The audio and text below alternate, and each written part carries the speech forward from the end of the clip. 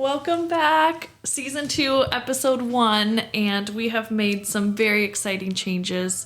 First, new brand, Tell Us Your Story, Northern California. We have new guests, and we are actually sitting in what we call the studio at the Rising Zone. Yeah, it's been an exciting couple of months. It's been an exciting year. I remember when we started this together, I said I'd give it a year. Here we are. We are shifting. We're going to Tell Us Your Story, Northern California. So we're actually going smaller to go bigger. As we were going through and we started that podcast, it was focused on leadership and it was focused on sales and those skills. And I loved it. But we did 40 interviews, and what we found is the lessons of leadership and sales and life aren't everybody's unique journey. And so we've evolved, and now we're going to be telling the stories of the businesses, the influencers, the restaurants, the wineries of Northern California, and how all of you, our listeners, can take advantage of their services. You can engage with them. And we hope to do a fantastic job of just really taking everybody on the journey of those around in our community, what they do, how they do it, and how they got to where they're at. Yeah, our network has definitely expanded. We have some, I know we are always excited, but we have some impressive guests on the docket that are coming up, and I'm just really looking forward to listeners getting to hear it. And as we grow our, podcast and listener community, it's just opening so many doors. So I'm excited for the stories to be shared and the stories to come. I am as well. And as we sit here in what, like I said, we call our studio at the Rising Zone, I've been an incredible partner. Looking forward to really explaining in this episode what the Rising Zone is, where the Rising Zone is, and who came up with this vision of where we're sitting today in this particular studio. Welcome to Tell Us Your Story, the podcast that tells the diverse stories of businesses, leaders, and influencers throughout Northern California. Our mission is to ignite inspiration, foster education, and bring our community together. Join us as we unravel the path to achievement, discovering how these remarkable businesses and leaders navigated obstacles, conquered hardships, and transformed failures into success. In this episode, we're going to speak with Yvonne Pire, the CEO and founder of the Rising Zone, an Air Force veteran, an incredible mother, and a very successful businesswoman. She's going to walk us through her journey, and it's an incredible story. It starts with her as a youth and the obstacles she had to overcome with sexual abuse, her transition into the Air Force, and then into civilian life, building a business, going through a divorce, and then coming out on the other side in her 50s, refreshed, re-energized, and starting over with a new business in the Rising Zone. So you're going to be able to walk away with a lot of lessons today. 3 things to key in on. Overcoming the odds. It's a theme throughout Yvonne's life. She's overcome the odds from the time she was a child, and she's doing it again with the opening of the Rising Zone. That leads right into taking risks. As you listen to her and what she's done and the decisions that she's made throughout her life, another theme is all of the risks that she's taken and how she's come out on the other end successful. And then her passions, work and wellness. As we sit in the Rising Zone, as you walk through this building, you can see how she's incorporated wellness into a shared workspace. So sit back, relax, and enjoy this episode of Tell Us Your Story. I claim Mesquite, Texas is where I grew up. Oh, really? However, when my mom actually looked back and counted how many times we moved, I moved 21 times before I was 16. Oh, wow. Oh my gosh, that's crazy. So was it just you and your mom, or tell us a little bit about your family setup? So my mom got pregnant with me when she was 16 years old, got married, moved from Colorado Springs to Rochester, New York. That's where I was born. And I lived there until we left my dad when I was 4 years old. And while we were there, because she was so young and there was a lot of alcoholism in both sides of the family, so they kind of jumped from home to home, staying with different friends and family. So both your mom and dad, so you as a family. And were you the only child up to 4? No, my brother was born. I have a younger brother that was born.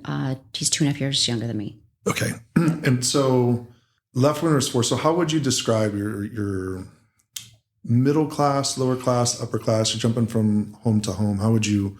We were definitely lower class. Okay. And when you guys moved, when you were 4, you moved back to? So from when we left my father at 4, when I was 4, we went back to Colorado Springs, where my mom's family was all from. And again, now at that time, it was me and my brother and my mom. And we jumped around, she just lived with different friends and family again until she met another man and got married when I was 6, got married to my stepfather. Okay, so you're 6, your brother's about 3.5, 4. Mm-hmm. And then is been away from dad for 2 years. Is he in the picture? Not at all. Not at all. For the rest of your life, or? For the rest. Until I found him. I found him when I was 18. Okay, so we're going to come back to that. Yeah. We'll definitely, Or we'll get to that. we'll get to that. When they get married, do you settle in one place, or is there still a lot of jumping around between families? No, we ended up we lived in Colorado Springs for a while. We moved to Texas, then we moved back to Colorado Springs, and we moved back to Texas. My mom was with him for 4 years, and it was a really horrible, abusive life for my younger brother and I. They had another son, and so I have my baby brother, who's about 8 years younger than me. Okay. And did you call him your stepdad? Yes. Okay. But he actually became my legal father. To this day, he's actually still my birth certificate. Okay. So he's dad. No. No. He was at the time. He was dad. at the time. At the time, yes, he was dad. Okay. And what did he do for a living? He also was in the Army. So I left that part out, but my father was in the Army, stationed in Colorado Springs when he got my mom pregnant. And then when she moved back to Colorado Springs, she met another Army guy. That was my stepdad. He was in the Army. Okay. 10 years old, let's come back to 10 years old. Okay. And so do you settle in one place? No, we were with my stepfather from the age of, they married when I was around 6, but at 10, my mom left my stepdad. That's when she found out about the abuse with me. And at that time, we had left Colorado Springs. No, I'm sorry, we were in Texas. We left him in Texas and moved to Colorado Springs. So my mom just backed up our whole trailer and left all of our favorite Christmas decorations behind, and went back to Texas. So we went from Texas back to Colorado Springs. And then when we were in Colorado Springs, that's when my mom actually really, it hit her hard that she was raising 3 kids on her own and the abuse that she found out about. And she ended up almost killing herself. Mm. And while we were watching Dukes of Hazzard, the police came because my grandmother fortunately had heard her on the phone and called 911, or I guess whatever, if they had 911 back then. And so after that, we went into foster care for 2 years. Oh, wow. So let's go back a little bit. I'm going to ask you a question about the abuse. I'm assuming that was sexual abuse? Yes. And what were the ages that you were abused? I was sexually abused. I believe it started when I was 5, and I know it lasted till I was 10. And I don't even know how to respond. It's That's horrific. Yeah, that's tough. Can I ask, the first 10 to 15 years of your life are like very formative years. So are all of your memories, like I'm sure that's something that has played a big piece in probably My who you entire are life. and your entire, So are I guess the memories and everything go back that far, or have you kind of suppressed some of that? The vivid memories that I have, the most vivid memory I have is the very first time that he did something to me. I remember that very vividly. And then I remember certain incidences super vividly, but I did block out, I think, a couple of years of it.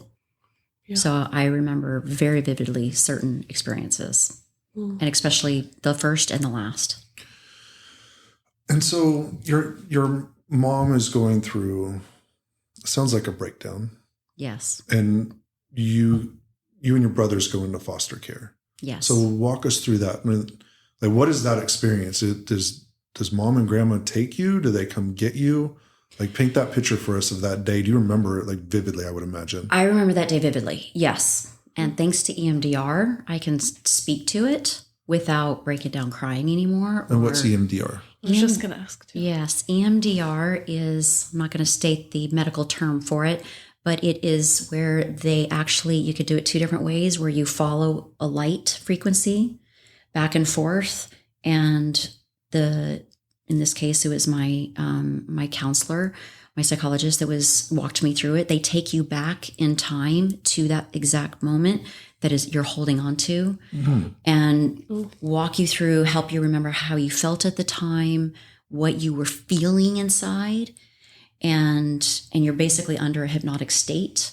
And then she actually sat there and actually allowed me, as the adult version of myself, to comfort the younger version of myself. Oh, wow. So as an adult, the mom in me was able to take care of the little girl in me. That's incredible. Yeah, it's very intense therapy. I'm sure that must have taken a lot. Yeah. Taken time to get there. I obviously cried a lot, and it was a lot worse. But that's out. why I can talk about it now. I still get the tense feelings in my body, but it's nothing like it used to be when I talk about it now. Good for you. During those 2 years, 10 to 12 age range, are you with your brothers? Are you separated? So to go back to, yes, I remember that day that we were taken away from my mom very vividly, because I knew we were watching Dukes of Hazzard that night. The fire truck showed up at the door, and, we were typical kids and all excited to see a fire truck show up. And they came to our door, knocked on the door, and asked for my mom. And I said, she's sleeping. And I know this was like around 5:00 in the evening. So I went and tried to wake my mom up. I came out and said, she's not waking up. And so they kind of moved us to the side, rushed in with the gurney, and with a woman police officer was with my brothers and I when they were wheeling my mom out of the apartment. Wow. And so when did you find out she was okay? I actually don't know when I found out, because that was the last time I saw my mom for almost 2 years, because they immediately put us in foster care. They put all three of us in a temporary foster home. And we were all three together for the first 90 days. Then they extended us for a short period of time. I remember spending Christmas there. And then shortly after that, they split us up, because temporary homes don't keep you that long. And because it was myself and my two brothers, they weren't able to find a home for me. My aunt lived in Colorado Springs, and she had 2 daughters. So she was able to put them in the same room. And my aunt and uncle took my brothers, and they kept my brothers. I went to a foster home by myself. And back then they didn't have any ways of, I didn't have any kind of communication. So yeah, it's a different time. It's so easy for us to forget today with cell phones and the internet. But what year was this? I would have been 10. So that would have been 1980. 1980. So yeah, it's a phone with a cord if you're lucky, and someone's got to let you do that. Well, and they, at the time, they did not have, there's a wonderful program out there that I have volunteered for that we can speak to later, but they didn't have, there's child advocates now that actually, meet with foster kids and help represent you and kind of keep you informed. They didn't have that back then. So I didn't know anything really going on while I was in foster care. This is a very chaotic upbringing. Yeah. So a curious question. You were going through the abuse, and that man is gone, and you're a foster home. I don't know how to ask the question, but is there a sense of peace being away from the abuse you had, even though you're in such a different, if I had to go to a foster home, I can only imagine the stress, but you're away from the abuse. Was there a sense of peace during that time, or? Surprisingly, there was. The first foster home we were in was great at first, because it was like this huge house and all these things I'd never seen before. We went from being super poor to in this big, huge house where I had my own room and I never had my own room. And so at first it was like the cool factor, and it was like a sense of peace and feeling like, it was calm. That first foster home, the foster mom ended up being very verbally abusive. And so I ended up almost running away. I tried to run away while I was there. And that's shortly after that is when I got taken away from my brothers and put in another foster home. The second foster home I was in, though, that home, I think, saved my life because it was an amazing couple they had already raised their own kids. I think they had 4 kids or more, but they had also raised multiple foster kids. We went roller skating. We did something every Friday. They did so many amazing things. And it was the first man, my second foster father was the first man in my life that treated me with respect. Oh. And I didn't know what it was like to be treated any decent way. It's something that we talk a lot about on our podcast, but the influence you can have on someone's life. Were you able to go back and tell him? I found them. I did find them follow? years. It didn't follow because they didn't have emails and ways to keep in touch. Yeah. But yeah, I was able to find them years later and thank them. And yeah, so to this day, it was Robert and Yvonne Dell. So I don't know where they are now. I'm sure they have since passed. But Robert and Yvonne Dell, and it was pretty cool because I'd never met another Yvonne other than myself. Yeah. And I also found out later that they were actually trying to adopt me, and they were very close to adopting me before my mom got us back. I'm glad you're able to go back. And yes. It's one of the regrets we hear from people through mentors or people that had an impact that they never got a chance to tell them. Yeah. So that's special. So can I ask you, so your life is chaotic and there's these things that are happening to you. But what about you as a child? Were you, being the oldest, what type of kid were you? Were you the responsible one? I'm sure scary situations, just like what, if you remember how you felt or how you were, how was that? As far as how I felt, I'll start there. I had a huge imagination as a child. So my coping mechanism to get through that was I completely disassociated from myself and I created a make-believe world for myself. So, my mom told me, she used to walk in on me and I would just spend hours having tea parties with my stuffed animals and dolls and I could stay in my room by myself for hours. I created a safe haven for myself in my closet. That was like my closet was my safe place. And so, yeah, I created a complete imaginary make-believe world to deal with all of that. Wow. Did you have a lot of friends? No. So let me bring you back. So your mom, does she come and get you? She gets healthy? So she will say she got as healthy as she could. And back then, this is 1982 now. And so back then, the idea of a healthy woman that can get her kids back meant she had a husband. So she got married a third time. Oh, wow. Much different time.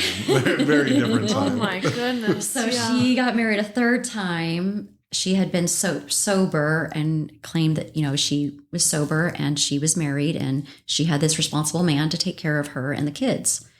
And so they drove to Colorado because they were living in Texas. They drove to Colorado Springs, got us all out of foster care, and we moved back to Texas, and we lived in another trailer out in the middle of nowhere, and they were only together 6 months and left. I barely remember him. Wow. So this is... And your mom's only... So if you were 12, she's 28 at the time? Yeah. Like that's... Yeah. I mean, that's a chaotic life as For well. her, I couldn't yeah. even imagine. Yeah, so she got her life together as good as she could, as good as best. I always say she did the best she could with what she knew at the time. Yeah. And so she got us back, and she was really trying. And when she got us back, and after we left the third husband, we moved to Mesquite, Texas. Mesquite, Texas, now we're finally where I say I grew up. Got it. So you're in the 14, 15-year-old range. 12. 12. You're 12. Oh, because that was a short 6 months. Yes. Okay. Yeah. As you're going through junior high, going into high school, the trauma you had being in a foster home, and you are, you've created your own safe havens. What are you dreaming of? You're poor, for lack of, maybe not even lack of a better term. We're just poor. Oh yeah, we were living in what they call subsidized apartments. And so what's your dream? What are you like? You know nothing about abuse. And so What are you dreaming about? Who are you going to be at that age? Do you have another role model other than the foster parents you had? Yeah, the only aspirations I had at that age and dreams I had was all I could ever imagine was having a better life. Who knows what better meant, but just better. But I knew I wanted to be a really good mom, and my role models back then was my Uncle Don and Aunt Nancy and my grandpa. So, my Uncle Don and Nancy, they were, in my mind, they were great parents. They were always there for my cousins. My Uncle Don made great money. He took great care of his wife and his kids. And, when I did get to see him, I really didn't get to see him that much, but when I did get to see him, it was magical. He lived in this amazing house. And so the only idea I had of what I wanted to be when I grew up was I wanted to have money and I wanted to be a really great mom. That's all I knew. Yeah. And wow. From 12 through high school, is it calmed down for you compared to what it was? Is it? Yes, very much so. So now I view this as the first, we'll say, environment, because our environment is what makes us who we are. But the first environment that really helped me was my second foster home. The second environment that helped me and helped stabilize me was I joined a church youth group. In Texas, they come around on church buses and they pick up the poor kids in the apartments and you go to church youth group.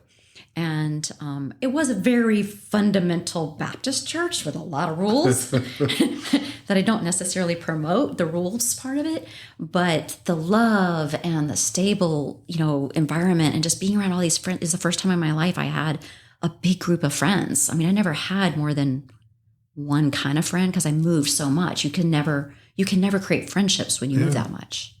So it was my church youth group I was in it. They picked us up shortly. I was almost out of sixth grade, maybe seventh grade. And I was there. It was the end of my sixth grade year. So they picked us up and I went there every Sunday, every Wednesday, went on church youth group camps because the church would sponsor the kids who couldn't pay for it. And so I got to experience what I considered a normal life with my friends in my church every Sunday, every Wednesday, and we went on trips in the summer and in winter breaks. And did you block out, not block out, but did you set it aside, the trauma that you had been through? I completely blocked it out of my mind. It was like it never happened. Once I went into that second foster home with the Dells, I created this whole new life for myself. Then when we went through that kind of turmoil again with my mom, and then the second environment with my church youth group, that was my environment. And I, that's when the responsibility side of me kicked in. And I really, I was responsible for my mom and my, at that age, I was more responsible for my brothers. Yeah, I've watched your demeanor change through your story. So as you got to this time, I can see it. It's more of it looks like it's resonating as more of a happy time. Yeah. As you're going into high school, or when you're in high school, you're poor. Mm-hmm. So are you thinking I'm going to go to college? Did you have that vision? Were you a student? I didn't. Nobody really talked about college to me. And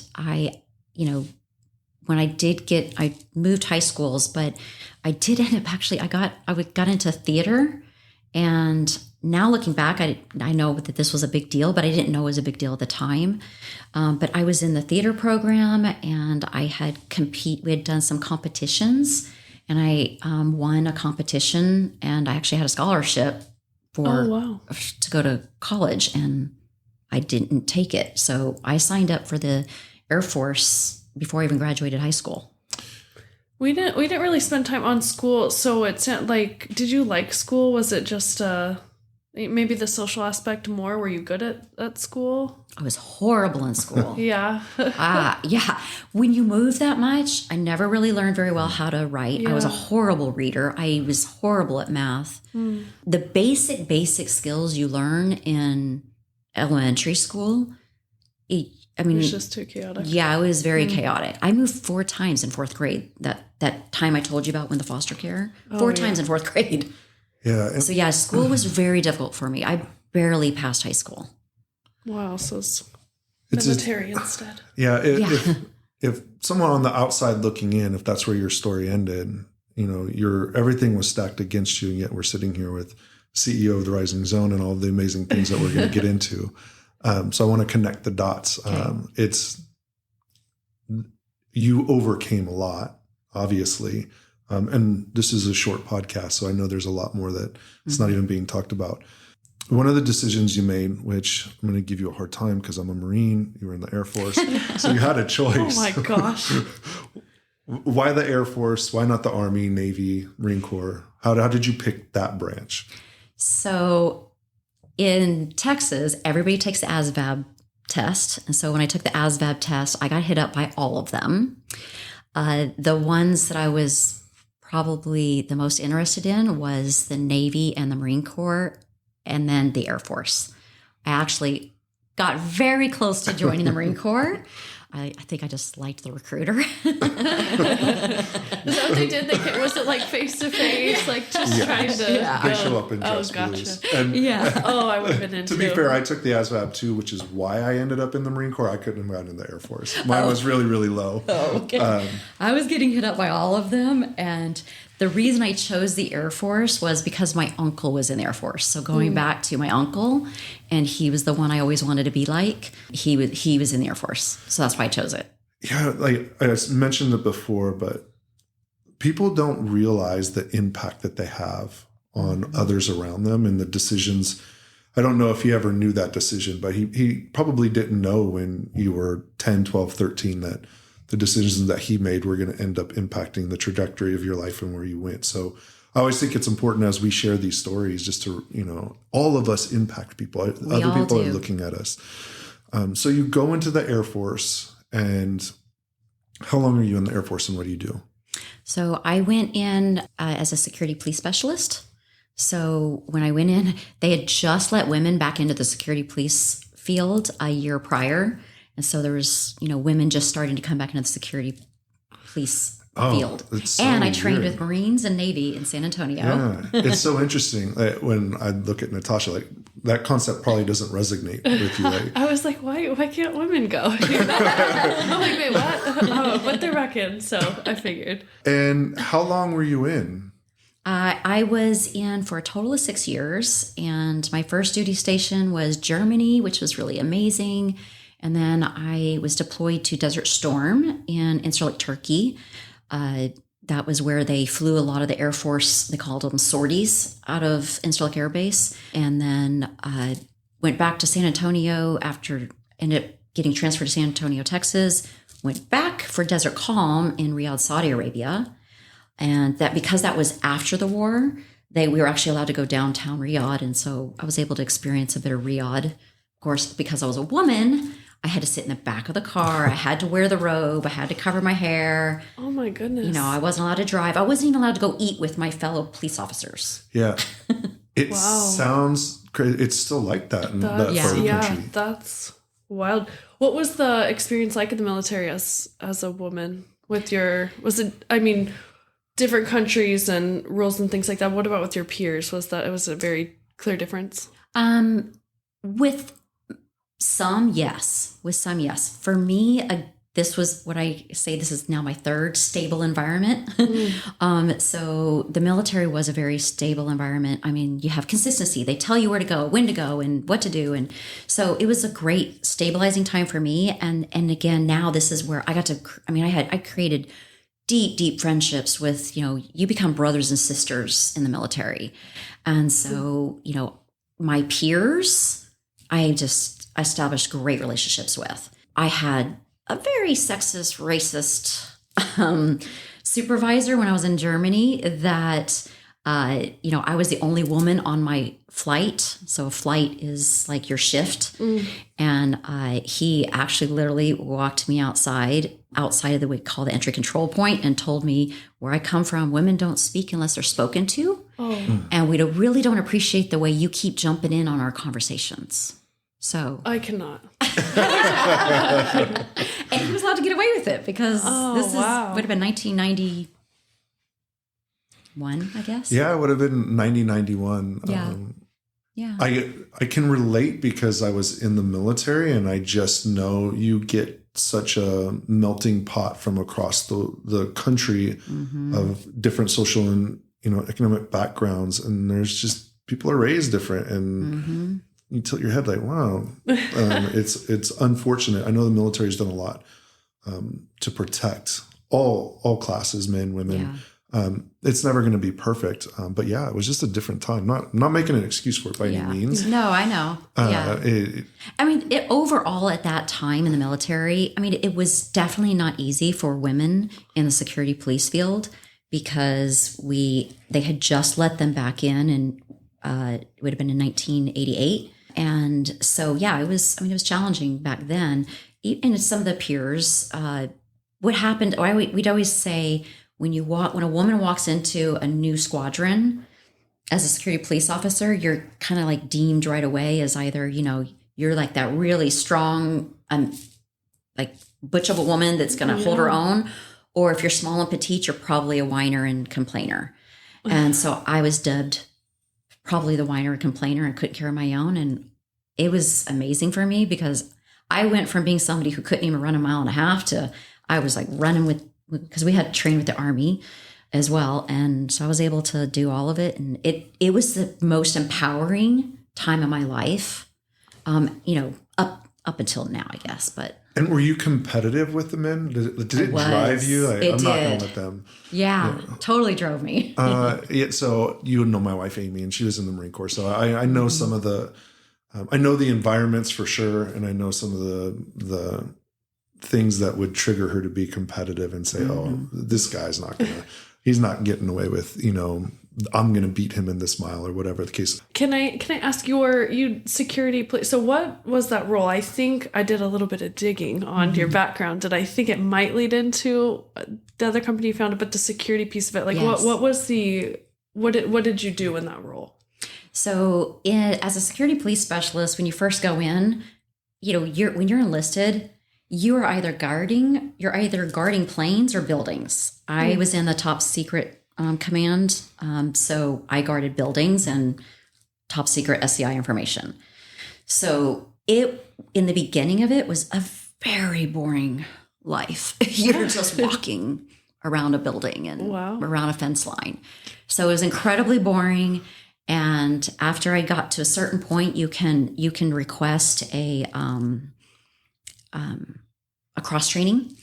And so I requested to cross train. I got into to be a paralegal, but I got my acceptance for being a paralegal like after I had just gotten moved to the wing level, and I was at the wing level working in this really amazing position. I was a E3 working in an E5 position, and it was cool because I was designing not security systems, but like security designs of where the camera should go and where access control would go. And I was learning that at such a young age. And I had a great supervisor and I won like Airman of the Year and Airman Specialist of the Year. Like I was winning all these awards. And then my cross-training paperwork comes through. And I was like, I'm finally liking this job. Yeah. Because I was able to use my brain and not my feet. Yeah. So a couple of things in that. So very, very cool. And sounds like you're an overachiever.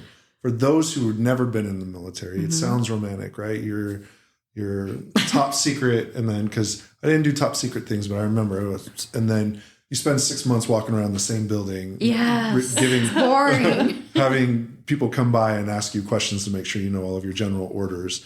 And then an E3 and an E5 is for those that aren't in the military is an enlisted, and it's ranking. It goes 1 through X. So as you're transitioning out of the Air Force, one, what made you decide to get out, and then was there a destination and path? Your life seems stable. Let me back up. Were you dating while you're in the Air Force? Oh, good question. Why didn't I ask that? That would have been a good question. I know. Usually. Well, yeah, I was dating. I think I dated a little too much in the Air Force, but I think that now when I look back, it's because, I didn't really have a good idea of what relationships were. But yeah, I was dating, but I wasn't. Were with these anybody other people serious. in the military too? Yes. Okay, yeah. Yeah. So I didn't have, when I was getting out of the military, to back up to the question of what made me get out, when I did get cross-trained into paralegal, while I learned a lot about contracts and law and everything else, it kind of started moving back into boring for me, and it just wasn't challenging enough for me. So that's why I got out, is I wanted something more challenging. And the thing I learned in the military that I did not like is, no matter how hard you work, you're going to get paid the same as the person sitting next to you that works half as hard as you do. When I was in that position where I was at the wing level, I loved it. And I was working in a position 2 pay grades ahead of me, but I was still just getting paid as an E3. So I realized then that I was not going to make the kind of money and have the kind of life from a financial perspective that I wanted, staying in the military.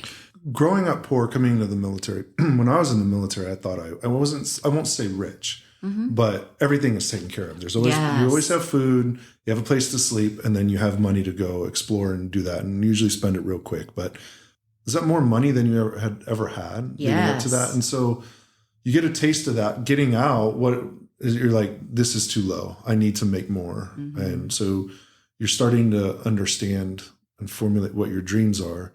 What do you transition to out of the Air Force?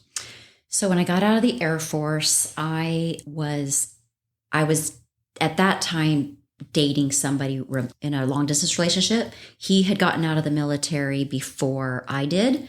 So he moved from San Antonio, Texas, where we were stationed, to California, where he was from. We stayed in touch for like a year, kind of on again, off again relationship. And when I got out of the military, I decided to pack up and move in with him. So I moved from Texas to California because, why not? Yeah, and you're 23, 24? What would have been 24, I guess? It was 1995, yeah. Okay. So you moved to California. What are you doing for work? I was living with my boyfriend, and I started doing software training. So Microsoft Office was coming out, had come out. I do remember that. And I was really good on software programs. When I was in the military, they didn't have, IT techs back then. And so I was the go-to IT person. And so I started teaching Microsoft Office, classes, because they always had all these classes to teach everybody Word and Excel, PowerPoint, and Access. It's so fascinating. It's just there now. You go to YouTube and it's there. Yeah. So no, we actually had classes that people went to. So that's what I was teaching, and I went back to school to finish my degree and got my bachelor's degree. But I didn't graduate with my bachelor's until I was 28. So were you going to school while you were in the Air Force? Is that where? I did do community college in the Air Force. And then I wrapped up a little bit more community college when I first moved to California, and then did my last 2 years at Cal State Hayward. And what was your major? Business administration with emphasis in marketing. And what was driving that? Why did you want a degree? So you went into the military, and there's a lot of military. That is the path. I was one. I went to the military. I was like, I'm not going to go to school. You didn't grow up with that influence. So what was driving you to want to put yourself through school? My driving force goes back to my uncle. Oh. He had a college education, and he put all of his kids through college, and he very much believed in a college education, and I saw it do well for him. And, it was starting to do well for my cousins as well. And so it was kind of that mindset that you can't grow to the next level without the bachelor's degree. And so that's why I did it. Aside from your uncle, what are you looking at? Are you reading books? Not yet. Not yet. So no. This is just get the degree. This is what you're looking at, the example, and you're like, this is going to lead me to where I need to go. Correct. Which when I think of, my kids, and Natasha's the same age. So a lot people don't know what they're doing before they're 30. You may think you have an idea and you go through all of these things, but a lot of when I talk to my kids and their friends and things, like, I need to know what I'm supposed to do. I should have this figured out. Like, that's not true. Like, there's a lot of time. And you're another example of, you're going to get your degree, but you still hadn't formulated other than you wanted to be successful. You didn't know exactly. I didn't know what that meant at all. Correct.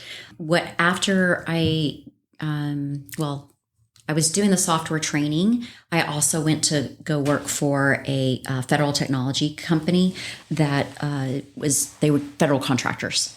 And so I worked for a period of time. It was a husband-wife owned company, and I worked directly for the CEO.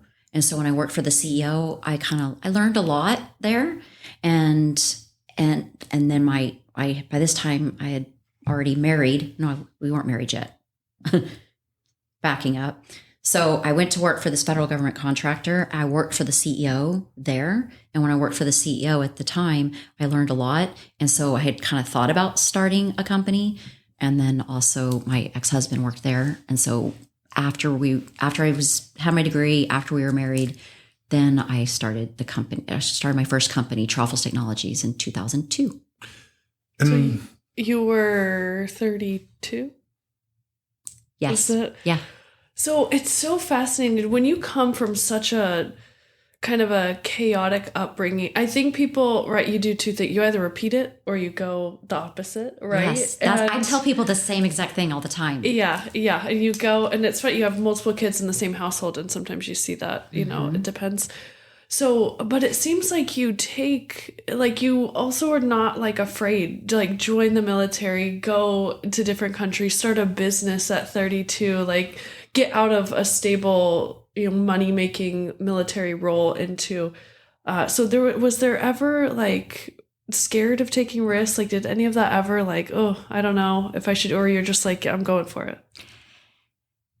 I think that there's always moments of fear. Mm-hmm.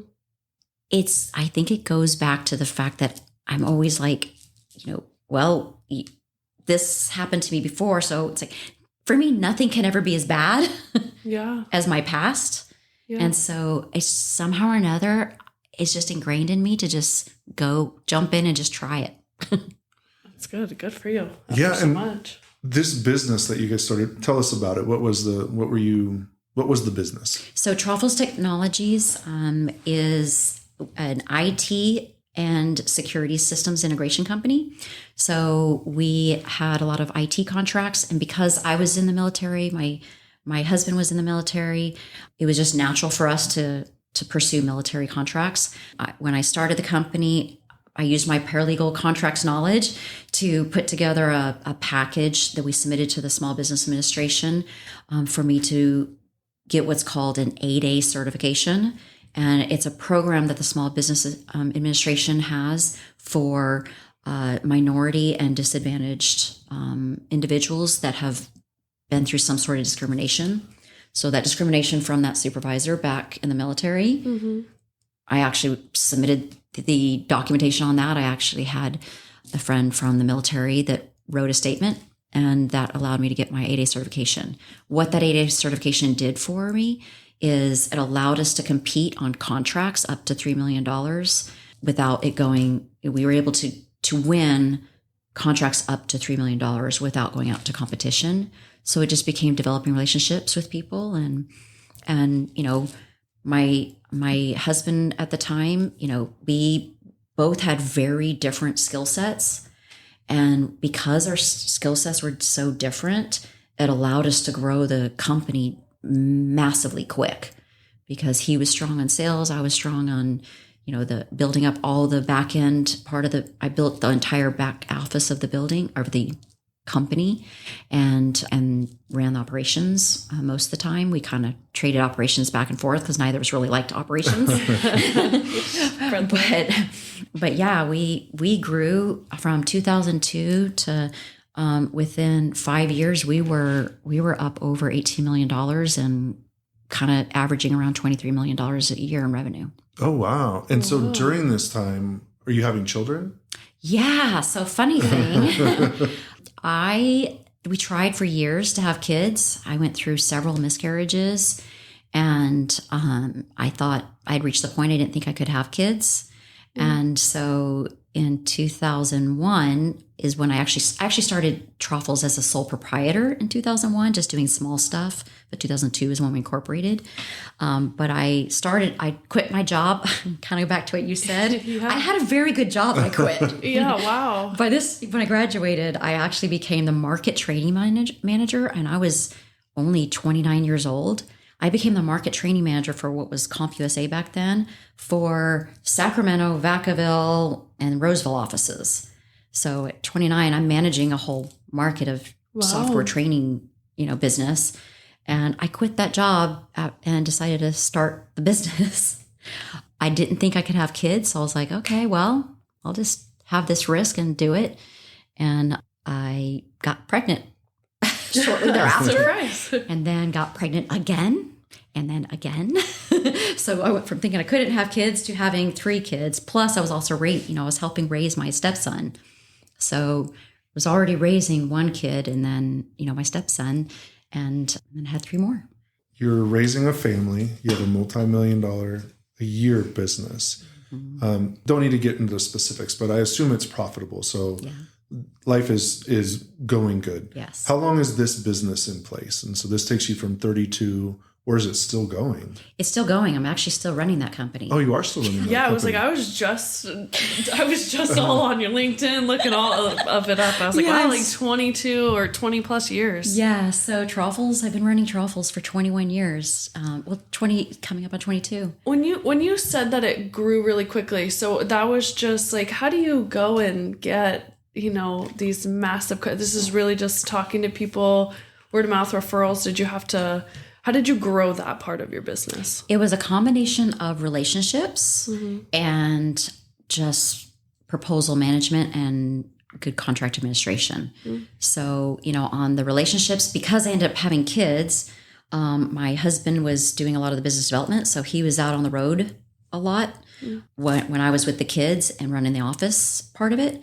So, it's contracts and you just get really good at writing proposals. So I got good at contracts and good at the proposals. It's a big piece. Are you bored in business? I'll follow that question up with, we're sitting in the rising zone. You have a very successful business. You're putting this together, and I want to talk about it. But what's driving you to go to open up another business? And we'll jump into it.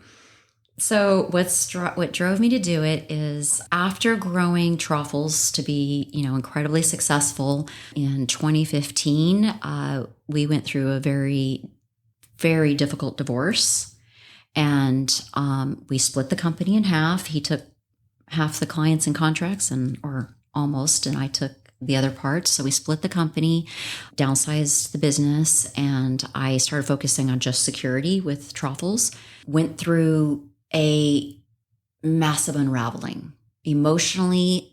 And I pretty much got to the point that I just didn't care about the business for about 9 months because the divorce and everything I went through, it finally exploded everything from my past.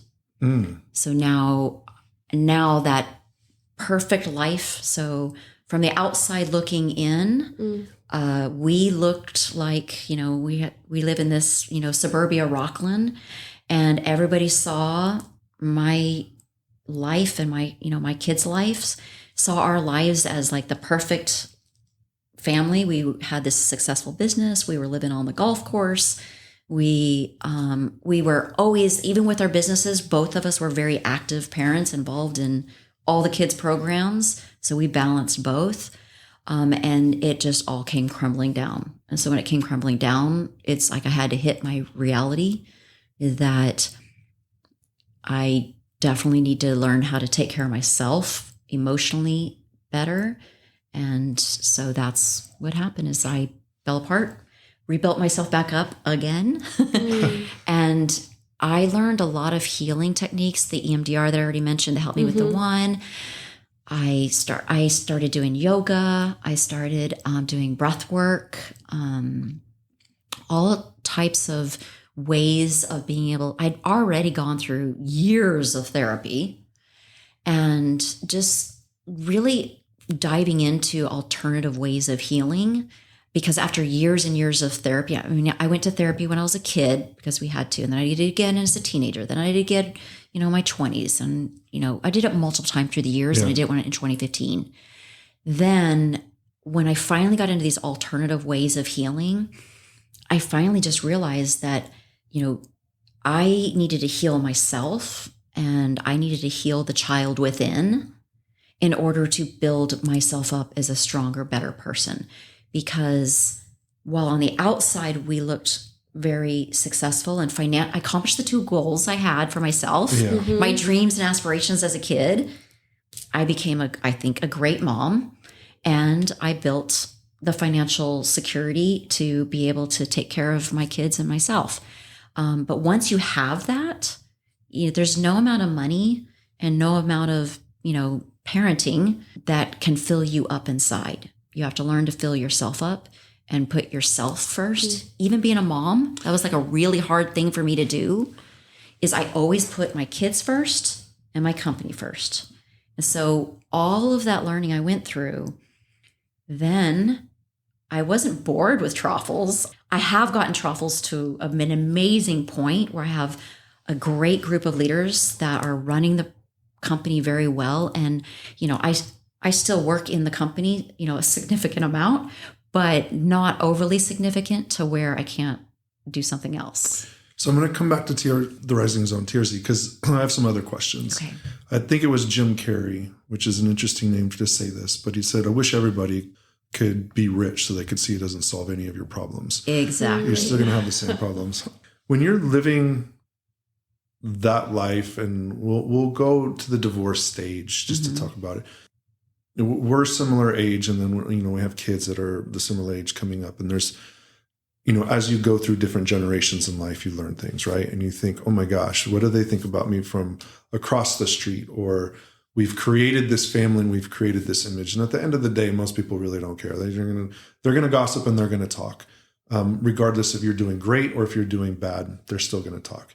How much pressure did you put on yourself as you were going through, and that world was changing and crumbling? I would guess from where it was. How much pressure were you putting on yourself from the outside looking in? Did you care what other people thought, or was you just in a storm? I overly cared what other people thought. Yeah, the entire marriage kind of it was like we were not happy in our marriage at all. I mean, frankly, our business is what kept us together because we were really good business partners. We were great business partners. But I was very unhappy inside, as was he. But we always looked happy on the outside. And so while we were married and while we were growing the business, I overly cared what people thought. And I cared too much about our image. I was incredibly uptight and stressed out all the time. But the unraveling is actually what saved me from that, because it was like my entire life crumbled underneath me. And that happening allowed me to truly open up and figure out who I really was. And from the woman perspective, I think we have this right, if the expectation is to lose it emotionally, right? Mm-hmm. They're overly emotional. Mm-hmm. But you also have to keep it together, I'm sure, for your kids, for your business. So was that also a pressure of I need you? It sounds like you needed to lose it to really figure it out, but you kind of don't want to lose it. You don't think you have room to lose it. So what was that dynamic? That was always my concern up until the split. When we split, I unraveled, and I always, prior to that, was the one that, I always made sure the kids were taken care of. I always made sure they never saw anything bad in their life. Mm-hmm. And what was really hard on my kids, that it took me years of feeling bad about it, but it was really hard on my kids. I unraveled. My kids saw me crying. My kids saw me at my worst. Back to the closet. I would go hide in my closet to cry and try to not let them hear me. But no, I unraveled, and I unraveled big time. I got down to 98 pounds when I was going through that divorce. But yeah, the unraveling, as hard as it was, and especially hard for my kids, it was what I needed to go through. And when I did that, I opened it up and I didn't care. I no longer cared what people thought. And I realized that I needed to, like I said already, I needed to heal the child within me. And do you think your kids and other people see a different side of you now? I'm a completely different person today than I was in 2015. And and that, almost 15 years prior of marriage. And so someone's listening, what's your advice? It's nuanced and it's complicated because everyone's at different stages. Mm-hmm. But if someone's feeling suffocated, and it doesn't necessarily mean marriage, right? It could be a job. It could be anything. It could be anything, right? What's your advice there? Like when you look back, what do you wish you would have done like 2 years before, 3 years before? What would your advice be? Really look at yourself and try to figure out who you really are earlier in life.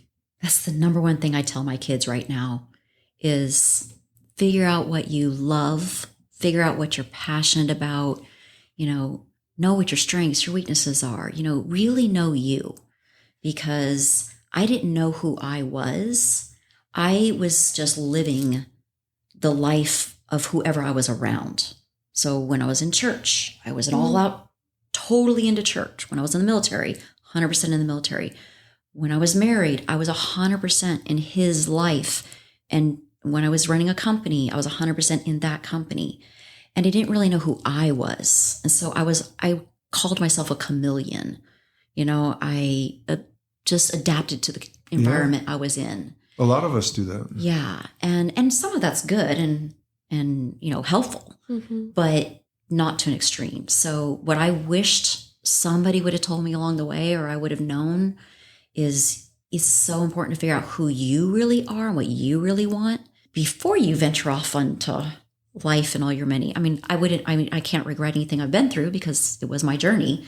But yeah, I wish I would have known who I was, because I didn't really start discovering who I was until I was 50. It's great advice. I don't, every time I look, like, I'm going to be 50. Every time I look back, I was like, okay, I thought I knew who I was at 40. I thought I knew who I was at 30. It evolves. Let's talk about the Rising Zone and how this came to be, and tell us what the Rising Zone is and your role, and just lay it out for everybody that's listening. Okay. Well, the Rising Zone is a simple way is it's a co-working center focused on balanced wellness. And it is a brand new concept that actually doesn't exist anywhere. But I Googled it. I was trying to find some advice. I even flew to Denver to look at a place that I thought was maybe similar to it. But the reason I call it a co-working center focused on balanced wellness is because what happened in 2020 when COVID shut down all of our offices, I, started working from home. Everybody else started working from home. And from just a co-working perspective, or just from a work perspective, a lot of my people wanted to stay working from home when they were able to come back. I myself am the kind of person that I need to be around people. Yeah, me too. I need to be around the office every people. day. But I also did learn to really love working at home sometimes. So I do like the hybrid model. Mm-hmm. So what's nice about the hybrid co-working model is that you can work from home sometimes, but you can also come into the office and work as well. And it's usually smaller space, less expensive, because you're sharing conference rooms, you're sharing event space. I had a 14,000 square foot building/warehouse for Truffles in Rockland, and closed that. Ended up moving us into a really small place in Sacramento because we really just needed the office. We just really needed the warehouse and a little bit of office space. But I no longer had my nice conference room and my areas. So that's what's nice about the co-working. The reason it's focused on balanced wellness is because when you walk in the Rising Zone, the very first thing you see when you walk in the Rising Zone is the river on the floor. And the river represents, I call it the TRZ River of Life. And it represents the fact that in life, while we always want to have a plan in our life and think about what we need to accomplish, you want to also be willing to go with the flow. And what we need on one day compared to the next is always different. And when it comes to balanced wellness, you need all types of wellness. Just going to the gym every day and working in high pressured military or professional world, you're constantly in overdrive and you're upping your cortisol levels all the time and you're not ever relaxing your body. That's why you see, these supposedly healthy people that are running all the time and in the gym all the time, drop dead of a heart attack. Yeah. Because their cortisol levels are always operating in high functioning mode. So the rising zone has 3 zones. One zone is the strength zone to take care of your body in the gym and the nutrition room. You got the recovery room to, cold plunge, infrared sauna. So that's your traditional, take care of your body, build the stability of your body up. Then we have the Zen zone, which is to calm your mind. And we have all different types of alternative ways to calm your mind in the Zen zone. And then the better you take care of yourself, both, physically and mentally, the better you can take care of your career. And so I just wanted to put it all together in one building. And so when I opened the building, not when I opened, but when I bought the building, and made the decision to do it, it was one of those all in or all out things because this is an expensive venture. And I stood outside the building and I looked up at the building and I actually took a video of myself. I don't do that often, but I took a video of myself saying some women use their money to buy a nice home. I just bought a nice office. Good for you. Yeah. And here we are, the new podcast studio in the Rising Zone. So we absolutely love it. Yeah. I do. I love the story. So from the business side of it, so I'm listening to this it's not all business, right? No. So this is a passion project. This is passion, 100% passion.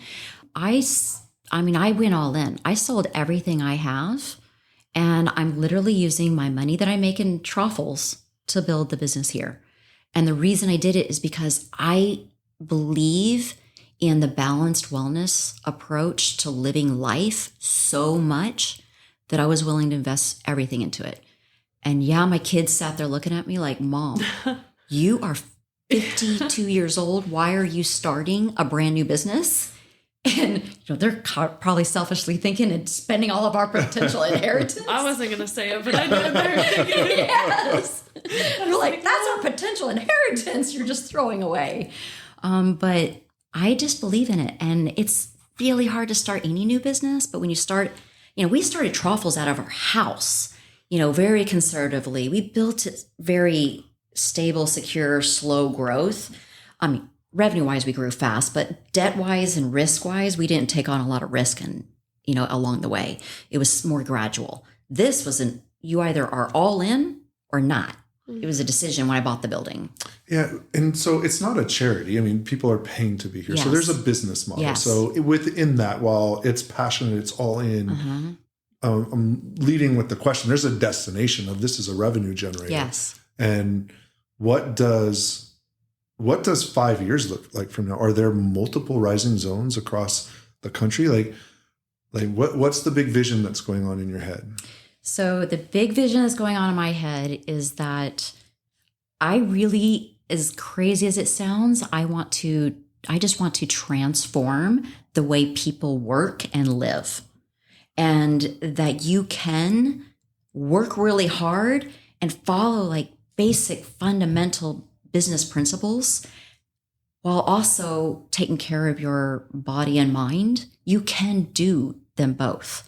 And when you create an environment and you consistently educate people on how to do that, and then we try to create multiple different experiences that allow people to experience something different everywhere they go in the building. And when you do that, we all know that the environment we're in is the environment we sync to. So you sync to the environment and the people you're around.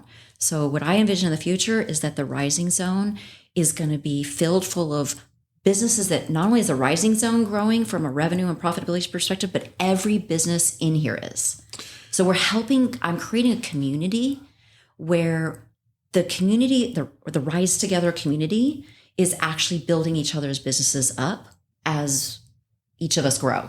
So when people move out of here, it'd be great to have an alumni program of businesses. Like anybody who's in a small office now, I would love to see them outgrow us and move into another office. Yeah.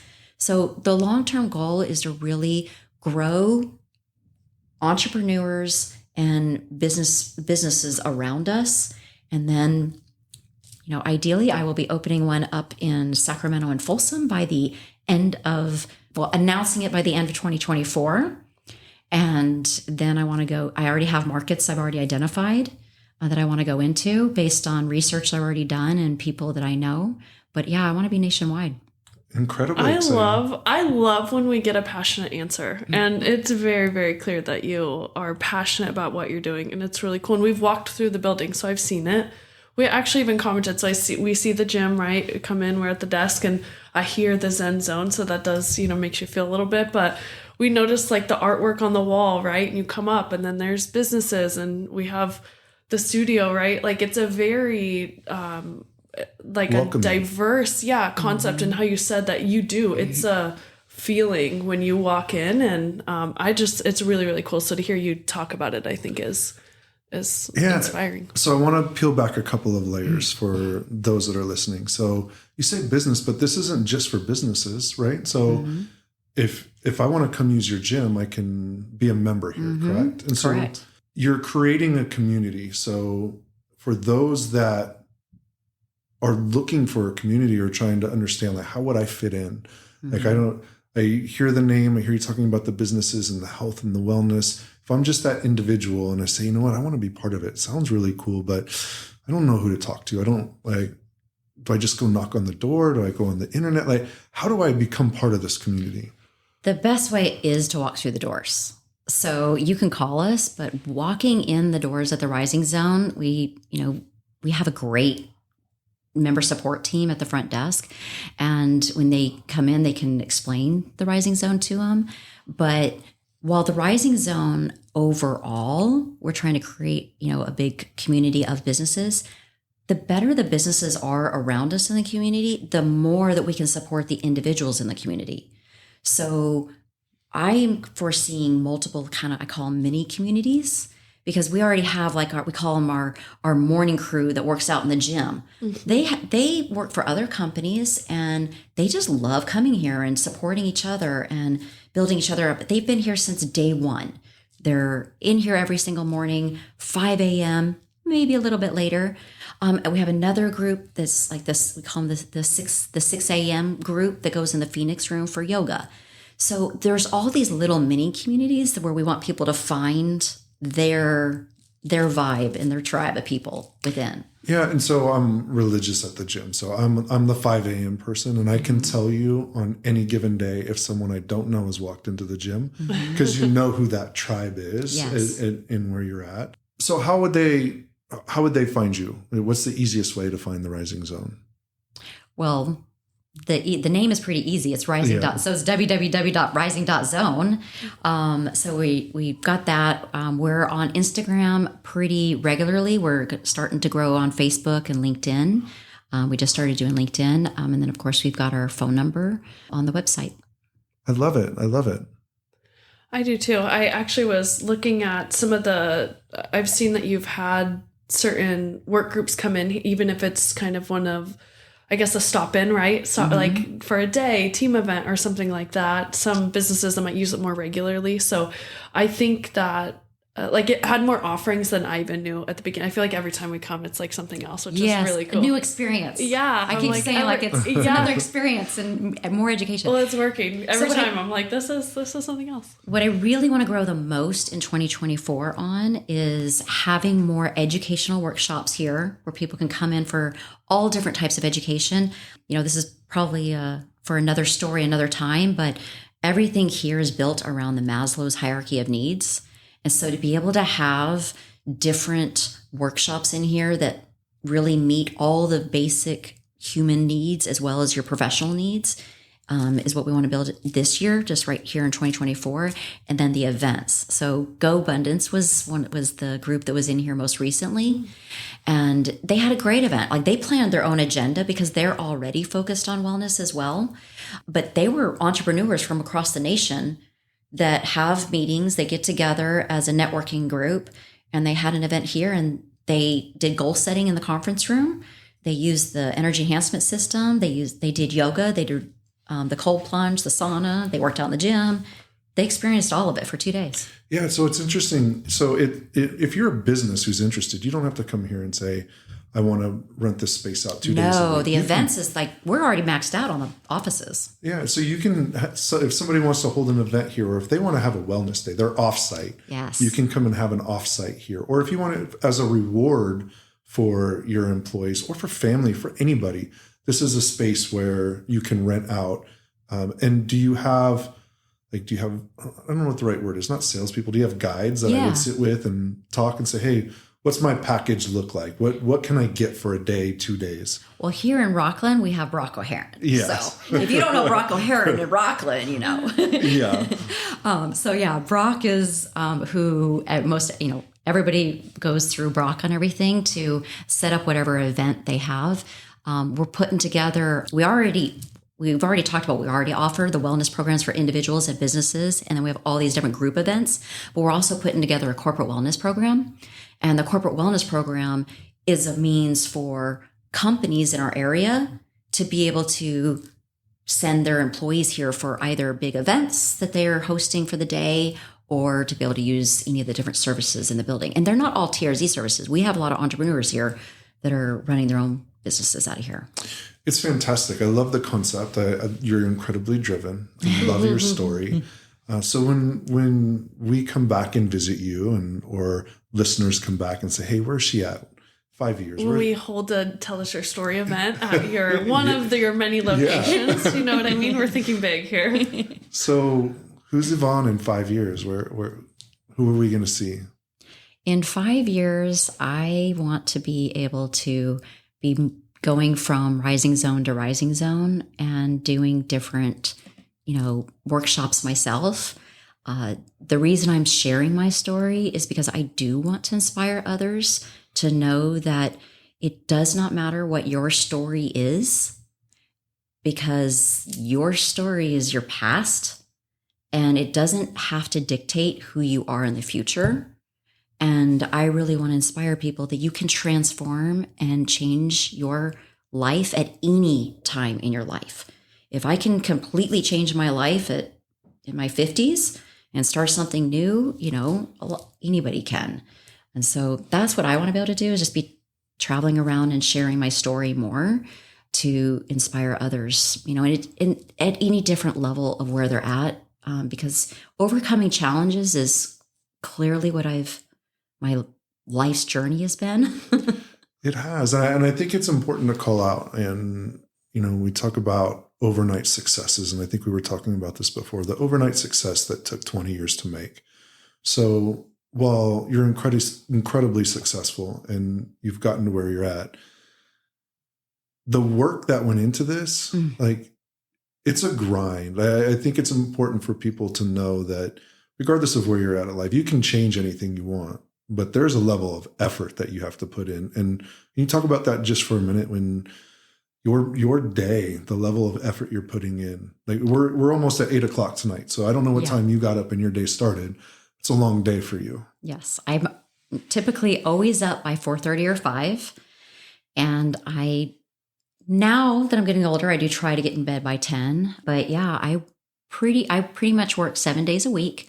The reason that it doesn't feel like work for me anymore, as all the time, is because I do love what I'm doing, but there is no way to grow a business or grow in any profession, be it sports or other profession. There's no way to really grow without the work. Hence the reason it's important to balance that with, and I don't look at work-life balance. I look at it as it's all your life. When work is something you enjoy, it's okay to be here at 8:00 at night doing a podcast because you love what you're doing. So you want to combine it, and I don't like to use the word have. You want to combine your work life in an environment. Back to, if you know who you are, and you know who you are, then you can create a field, whatever your profession is, of what you love, and then you work really hard at that. But success is not about financial. For me, my path is building businesses. That's just who I am. That's what I want to do. But that's not what defines success. For me, what defines success is when you wake up every day and you're living your life's purpose and you're living what fills you up. And we have, a world full of amazing coaches that are influencing people's lives every day. They don't get paid much money. School teachers don't get paid much money, but they have changed more people's lives than any of us will change they'll change more people's lives in a short period of time than most of us will in a lifetime. So that's what's important, I think, is just that, yes, I work very hard, but that's because I'm building businesses. But there's also people out there that love what they're doing, and they're building amazing lives for themselves, and they're working really hard at it too. Yeah, no, I appreciate you sharing that. There's always that conversation. Maybe I'm old, and maybe I'm looking at the new I'm older than you. I know, but maybe I'm looking at the new. Every time he says that, he looks at me too. I don't. Okay, go. I think a lot of, we'll just say people, regardless of generation, think you can get Instagram famous or Facebook famous, and it happens overnight, and maybe there's a shooting star and that happens. Mm-hmm. But for the rest of us, it's a grind. Mm-hmm. And to your point about, your whole theme around wellness and balance, I'm a big believer. The better you take care of yourself, the fuel you put into your body, the way that you take care of it, that's going to allow you to work from 4:30 to 10. So if you don't balance the work with taking care of yourself, you will not.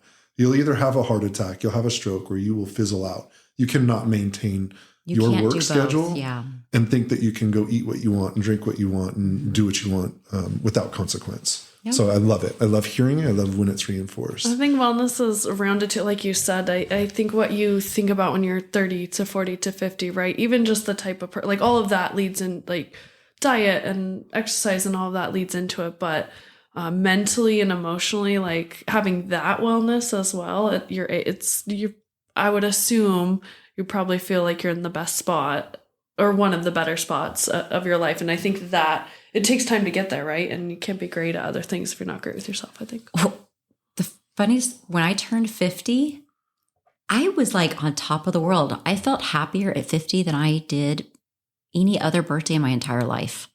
I love that. I'm such a big believer that people get better with age. Yeah. Like, such a big, if you're trying, you get better with age if you're trying. So if you stick a bottle of wine in the sun, it's not getting better with age. I love it. And you don't take care of that bottle of wine, it does not get better with age. But if you take care of that bottle of wine, you get much better with age. That's true. I heard when some people age like wine and some like milk. So, just a pick. Yeah. But I love that. So one of the staple questions that I actually ask people, so it's kind of funny you just said that. So looking back, what advice would you give your 30-year-old self? Knowing what you know now, being the person you are now, today, happiest you've been, what would you tell your 30-year-old self? So I already told you that I think it's important to get to know yourself. Mm-hmm. The next thing that I think is important is, and it kind of comes after you get to know yourself, is to surround yourself with the right environment and the right people that are going to help build you up, because your environment and the people that you are around can either make you or break you. And so it's kind of up to you to decide. I love that. And what about the business side? Entrepreneurs, you're working and building up businesses. Would that advice be the same? Is there anything that stands out on that side if you're those that are hustling right now? Yeah, that advice does stay the same, because it's the same thing in business. The people you surround yourself with in business can either make you or break you. Yeah, those relationships, you're going to need them. And you need those, you need good relationships. And the more authentic those relationships are, then that means you're being true to yourself and you're being true to them. So yeah, I would say the same for the business advice. Well, it's been an incredible conversation. So before we close out, anything you want to leave the listeners with? I would leave them with the fact that regardless of what your story was or is today, to always remember that tomorrow is what you make of it. Incredible. I love it. It's the premise of the podcast. We wanted to, the success in the business and all of that is fantastic, but the story behind how you get there, right? And how that story changes and where you can let that story go or change it is exactly what we do here. So these are my favorite conversations. Thank you so much for today. Very, very inspiring. We've been through a lot. And I think this is definitely one the listeners are going to take a lot away from. So I appreciate you. Yeah, I appreciate you. Thank you so much. Thank you.